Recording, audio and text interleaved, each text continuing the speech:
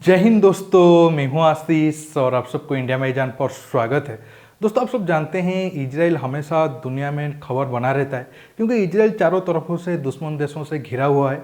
तो कभी कभी इजराइल उन देशों के ऊपर हमला करता है तो कभी कभी वो देश इजराइल के ऊपर हमला करने की कोशिश करते हैं। इस वजह से हमेशा चर्चा इजराइल को लेकर रहता है। आप सब जानते हैं 3-4 महीने पहले इजराइल और फ़लस्तीन के बीच एक बड़ा जंग हुआ था और उसमें दोनों साइड से ही नुकसान हुआ था, लेकिन फ़लस्तीन वालों को ज़्यादा हुआ था। और उस जंग में आयरन डोम बहुत अहम भूमिका निभाया था फ़लस्तीन के अटैक की तरफ से इजराइल को बचाने में। लेकिन अब इजराइल को लेकर और भी बहुत कुछ न्यूज आया है और आयरन डोम भी इस न्यूज में है। आप सब जानते हैं अमेरिका की जो सीनेटर है या फिर उनके संसद में ये बिल पहले पास किया गया था, वो आयरन डोम सिस्टम को लेकर इजराइल को $1 बिलियन नहीं देंगे। अब आप सबके मन में सवाल होगा, मिसाइल डिफेंस सिस्टम तो इजराइल का है, तो फिर और यूज भी इजराइल किया है फ़लस्तीन के खिलाफ, तो फिर अमेरिका उसके लिए $1 बिलियन क्यों देगा?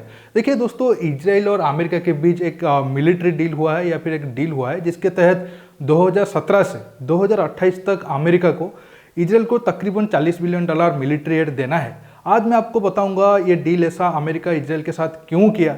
इसके साथ साथ पहले जो अमेरिकी सीनेटर थे या फिर डेमोक्रेटिक वाले खासकर थे जो इजराइल को $1 बिलियन नहीं देना चाहते थे, कैसे वो 2 दिन के अंदर पलट गए। इससे आप अंदाज़ा लगा सकते हो इजराइल का इन्फ्लुएंस अमेरिका के अंदर कितना है, या फिर आप एक तरीके से समझ सकते हो अमेरिका इजराइल के सामने कितना लाचार है। इसके साथ दोस्तों आखिर पॉइंट में मैं आपको बताऊंगा इजराइल और फ़लस्तीन के बीच विवाद फिर से शुरू हुआ है और वो विवाद कहाँ हुआ है और क्यों हुआ है उसके ऊपर भी मैं डिटेल्स में आप सबको समझाऊंगा।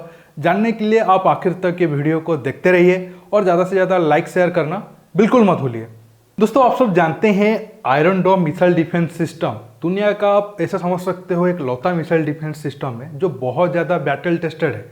आयरन डोम जैसा ऐसा कोई भी मिसाइल डिफेंस सिस्टम नहीं है जिसका इस्तेमाल इतने मात्रा में बैटल फील्ड में हुआ हो। सिर्फ अगर हम 4 महीने पहले ही अगर इजराइल और फ़लस्तीन के बीच विवाद को ले लें तब तकरीबन आयरन डोम से 4000 के ऊपर मिसाइल फायर किया गया था और उसमें से 60-70% मिसाइल को आयरन डोम आसानी से रोक दिया था। तब ही इजराइल के सरकार ने बता दिया था इस जंग में जितने भी Iron Dome missile system use हुआ है, जो भी पैसा खर्चा हुआ है, वो इजराइल अमेरिका से मांगेगा आज एड, और तकरीबन वो $1 बिलियन बनता था। लेकिन दोस्तों अब कुछ दिन पहले जो डेमोक्रेटिक पार्टी में लो सो कल्ड सेकुलरवादी है या फिर जो खुद को ह्यूमन राइट के चैंपियन मानते हैं, उनका कहना था इजराइल को ये पैसा नहीं मिलना चाहिए क्योंकि इजराइल ये पैसा लेकर फिर से आधुनिक हथियार बनाएगा और वो जाकर गाजा पट्टी में मासूम लोगों के ऊपर अटैक करेगा या फिर मासूम लोग उनमें मरेंगे। देखिए ये मतलब उनका कितना बड़ा दोगलापन है, आप समझो। अब कुछ दिन पहले ही अमेरिका की ड्रोन स्ट्राइक में अफगानिस्तान में 27 मासूम लोगों की जान चला गया था। अमेरिका तब क्या क्लेम किया था कि हम आतंकवादी पर काम मतलब कार्रवाई की लेकिन आम जनता मरे। अब तक अमेरिकी गवर्नमेंट की तरफ से उन लोगों की फैमिली को कोई माफ़ी भी नहीं मांगा गया। जब वो खुद करते हैं तो बोलते हैं कि ये मतलब हम कर सकते हैं या फिर ये हमारा अधिकार है, लेकिन अगर कोई और देश करता है अपने दुश्मनों के खिलाफ और उस दौरान अगर कोई आम जनता मर जाते हैं गलती से तो वो बड़ा गुनाह हो जाता है, चाहे वो इजराइल हो, चाहे वो इंडिया हो या फिर कोई और देश हो। जब अमेरिका खुद अपने देश में मेक्सिको वॉल बनाता है तो वो ठीक करता है, लेकिन भारत जब एनआरसी लाता है तो भारत सरकार बहुत बड़ा गलत कर रहा है और मानवाधिकार का बहुत बड़ा उल्लंघन भारत में हो रहा है। छोड़िए वो तो आप जानते हैं, हम उन लोगों को सीरियसली लेंगे तो वो इतना ही बकबक करेंगे। अगर हम उन लोगों को सुनना छोड़ देंगे या फिर रिएक्शन नहीं देंगे तो वो ऐसे ही बोलते रहे, कोई फर्क नहीं पड़ता है। अब मैं इजराइल के ऊपर आता हूँ।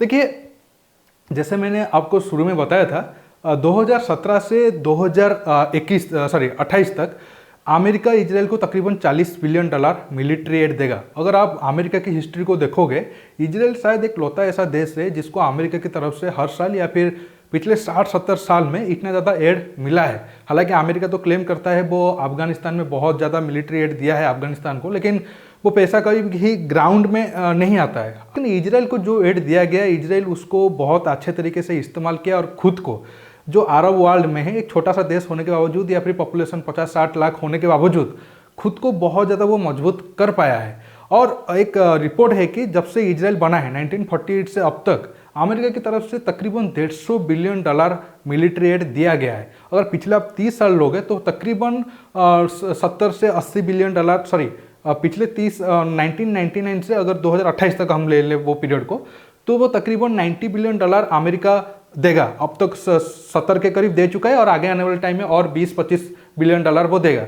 अब सवाल उठता है तो इजराइल वो सारे मिलिट्री एड को लेकर क्या करता है? देखिए, ये जितना भी पैसा मिलता है इजराइल उसका ज़्यादातर इस्तेमाल अपने डिफेंस या फिर अपने सिक्योरिटी के लिए ही खर्चा करता है। ये कोई इकोनॉमिक एक्टिविटी के लिए इस्तेमाल नहीं करता है। जो आयरन डोम सिस्टम है उसे पहले बनाने के लिए रिसर्च और बाकी खर्चा के लिए भी अमेरिका ने फंड दिया था।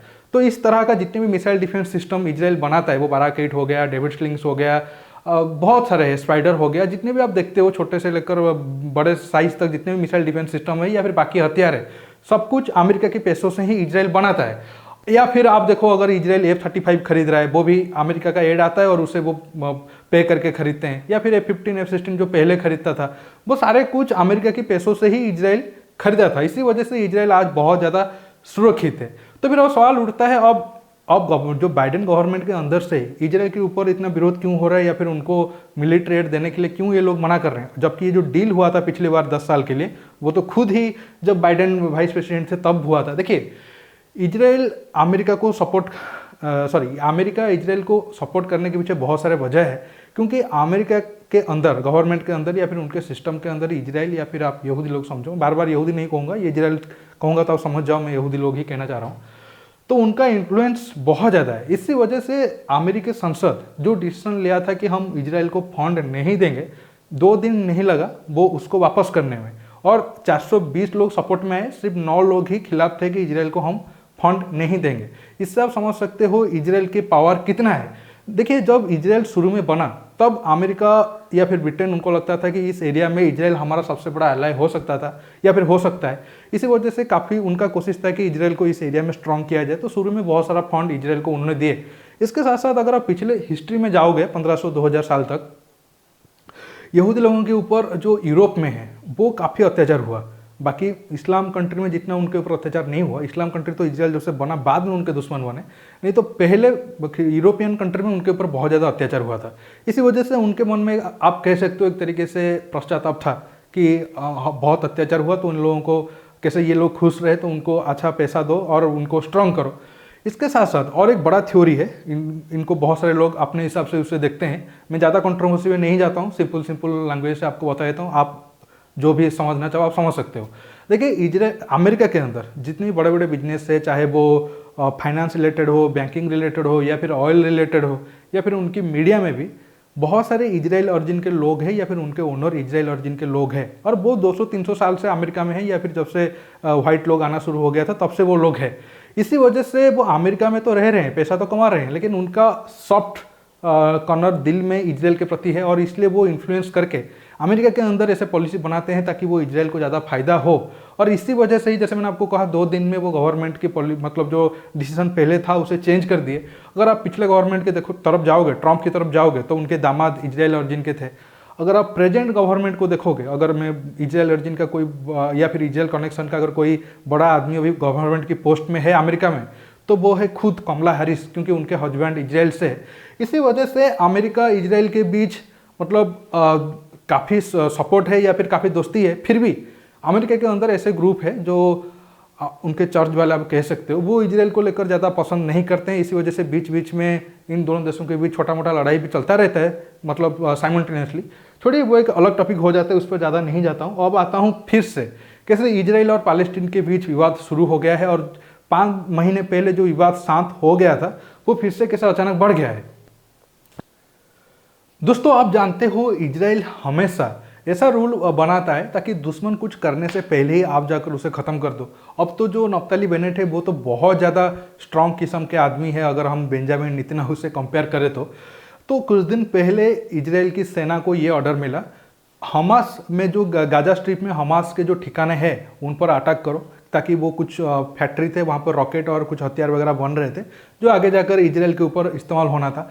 और उस अटैक में हमास के लोग तो मरे ही, साथ में 3-4 सिविलियन लोग भी मर गए। इस बात को लेकर हमास भी भड़क गया और वो इजराइल की सेना के ऊपर एक अटैक करने की कोशिश की और उसमें 2 लोग घायल हुए। इसी वजह से जो इस एरिया में विवाद कुछ महीने पहले बहुत ज़्यादा बढ़ गया था, अब वो फिर से शुरू होना स्टार्ट हो गया है। अब सवाल उठ रहा है क्या इजराइल फिर से हमास के ऊपर कोई कार्रवाई करेगा? अगर किया तो फिर से एक मतलब उस एरिया में लड़ाई शुरू हो जाएगी। अब देखना होगा। अब तक तो इजराइल की तरफ से कोई जवाबी हमला नहीं किया गया है, दोस्तों अब आप समझ गए होंगे कैसे अमेरिका शुरू से इजराइल को सपोर्ट करता आया है और इसके पीछे क्या क्या वजह है।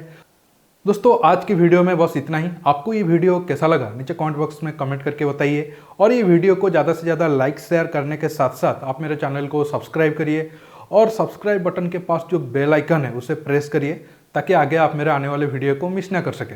दोस्तों रुकता हूँ, बहुत जल्द और एक नया टॉपिक के साथ मिलूंगा। नमस्कार, जय हिंद।